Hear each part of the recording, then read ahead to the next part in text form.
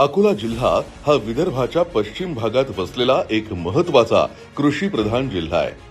कापूस उत्पादनासाठी ओळखल्या जाणाऱ्या या भागानं गेल्या काही वर्षात शासकीय पातळीवर मोठी प्रगती केली आहे. मुख्यमंत्री माननीय देवेंद्र फडणवीस यांच्या नेतृत्वाखाली अकोल्याला मिळालेली विकासाची नवी दिशा आता प्रत्येक नागरिकाच्या आयुष्यात सकारात्मक बदल घडवतीये. शहरात ऑलिम्पिक दर्जाचा जलतरण तलावाचं भूमिपूजन, महिला आणि बाल विकास भवन, अकोला क्रीडा संकुल तसंच अद्ययावत सांस्कृतिक भवन यामुळे अकोल्याचा चेहरा बदलतोय. जिल्हाधिकारी कार्यालय, तहसील, उपविभागीय कार्यालय यासारख्या नव्या इमारती प्रशासनाला अधिक सक्षम करणार आहे. शेतकऱ्यांसाठी सौर ऊर्जा कृषी वाहिनी, नवीन उपकेंद्र तसंच रस्ते आणि पिण्याच्या पाण्याच्या सोयी यामुळे ग्रामीण भागातील अडचणी दूर होऊ लागल्या आहेत.